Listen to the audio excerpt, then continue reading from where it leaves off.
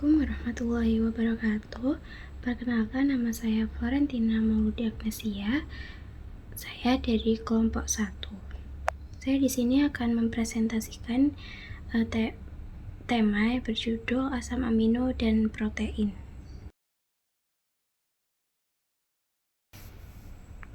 Untuk slide yang pertama yaitu pengertian dari protein.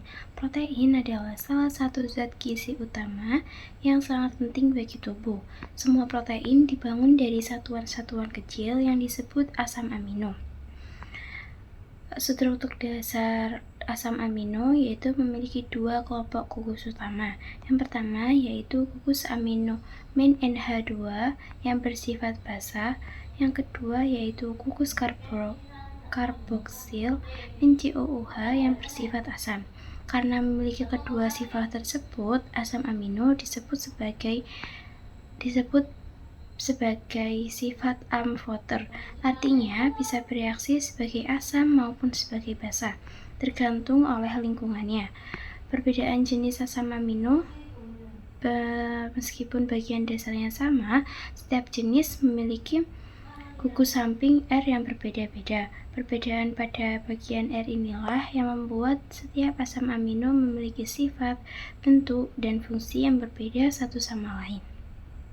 Untuk slide berikutnya yaitu fungsi asam amino sebagai penyusun protein.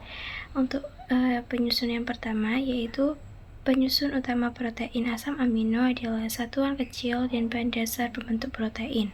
Yang kedua, membentuk rantai polipeptida melalui ikatan peptida yang saling berikatan satu sama lain.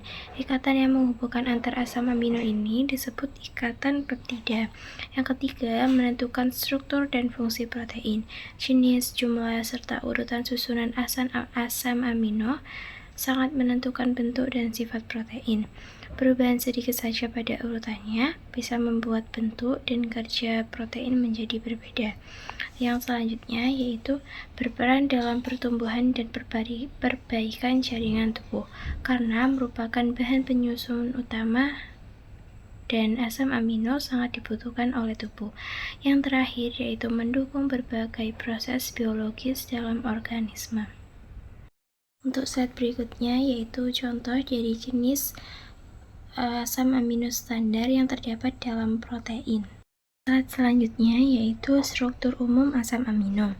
Setiap asam amino memiliki kerangka dasar yang sama, tersusun dari satu atom karbon utama yang menjadi pusat dengan 4 bagian yang terikat kepada asam amino tersebut. Untuk bagian yang terikat yaitu yang pertama atom karbon alfa. Atom karbon alfa ini merupakan atom karbon yang berada di tengah atau pusat molekul. Keempat bagian lain yang menyusun asam amino ini semuanya menempel pada atom karbon alfa. Untuk yang kedua yaitu gugus amino atau min NH2. Gugus amino NH2 ini terikat pada karbon alfa. Bagian ini yang memberikan sifat basa pada asam amino. Gugus yang selanjutnya yaitu yang ketiga, gugus karboksil atau disebut dengan min COOH. Gugus ini juga terikat pada karbon alfa. Bagian ini yang memberikan sifat asam. Karena mempunyai kedua bagian asam dan basa, asam amino disebut dengan amfoter, biasa bertindak sebagai asam maupun basa. Untuk yang terakhir yaitu atom hidrogen H. Satu atom hidrogen sederhana yang juga terikat langsung pada karbon pusat. Yang terakhir yaitu gugus R. Gugus R ini merupakan bagian paling penting. Bagian ini memiliki jenis atom yang berbeda-beda. Ada 20 jenis memiliki asam amino yang jenis asam amino yang berbeda-beda. Memiliki 20 jenis asam amino utama yang membentuk protein dan semuanya hanya berbeda pada bentuk dan susunan gugus R-nya saja. Perbedaan gugus R inilah yang membentuk setiap asam amino memiliki sifat yang berbeda. Ada yang larut air, ada yang tidak, dan yang bermuatan listrik, ada yang netral, dan lain-lain. Selanjutnya yaitu uji asam amino sebagai penyusun protein. Untuk uji yang pertama yaitu uji ninhidrin yang bertujuan untuk mendeteksi dan membuktikan keberadaan asam amino bebas di dalam suatu sampel. Untuk langkah kerjanya yaitu yang satu, masukkan sebanyak 2 ml larutan sampel ke dalam tabung reaksi. Yang kedua, menambahkan reagen 2 tetes larutan ninhidrin 1% ke dalam tabung tersebut. Yang ketiga, memanaskan tabung reaksi di dalam air mendidih atau pemanas air selama sekitar 5-10 menit. Pemanasan tersebut membantu untuk mempercepat dan menyempurnakan reaksi kimia. Untuk yang terakhir yaitu melakukan pengamatan. Jika positif, yaitu larutan akan berubah menjadi warna ungu hingga biru. Jika negatif, warna larutan tidak bereaksi apapun atau tetap bening. Uji tersebut dilakukan sesuai gambar yang tertera pada materi yang saya bawakan. Tabel tersebut merupakan contoh hasil pengamatan dari uji ninhidrin. Untuk uji selanjutnya yaitu uji Milon. Uji Milon dilakukan secara khusus untuk mendeteksi keberadaan asam amino tirosin di dalam protein atau sampel.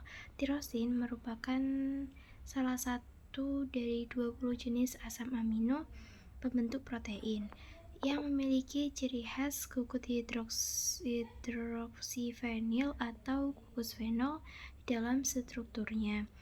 Jadi, uji ini spesifik untuk mencari bagian fenol tersebut. Untuk caranya yaitu yang pertama, masukkan 2 ml larutan sampel ke dalam tabung reaksi. Yang kedua, tambahkan 1 ml reagen Milon, campurkan dengan merkuri sulfat 1% ditambah asam sulfat 1% ke dalam sampel. Yang ketiga, panaskan campuran ini sebentar lalu perhatikan perubahan warnanya. Setelah itu, setelah diamati, dinginkan tabung di bawah air mengalir, tambahkan larutan natrium nitrit atau NaNO3 1%, panaskan lagi sebentar, amati perubahan warna akhir. Setelah diamati, jika positif yaitu warnanya berubah menjadi merah muda hingga merah tua atau endapan merah. Berarti jika berubah warna mengandung tirosin. Jika negatif tidak muncul warnanya merah atau tetap bening. Jadi tidak mengandung tirosin. Selanjutnya yaitu uji Hopkins-Joule. Uji tersebut merupakan pengujian kimia yang khusus digunakan untuk mendeteksi asam amino triptofan di dalam sampel protein. Untuk cara kerjanya yaitu siapkan 2 ml larutan sampel protein di dalam tabung reaksi, lalu tambahkan 2 ml reagen Hopkins-Joule, campurkan perlahan. Tambahkan asam sulfat pekat H2SO4 sedikit demi sedikit sebanyak kurang lebih 5 ml. Lalu amati perubahan warna tepat di garis batas pertemuan kedua cairan tersebut. Jika warna belum terlihat jelas, putar tabung reaksi perlahan-lahan sampai muncul cincin berwarna ungu. Kemudian amati perubahannya. Jika positif, muncul cincin berwarna ungu di batas dua cairan. Jika negatif, maka sebaliknya, yaitu cincin tidak terbentuk atau warna tidak berubah. Baik, itu saja yang bisa saya sampaikan. Mohon maaf apabila ada salah kata dan salah dalam penjelasan materi.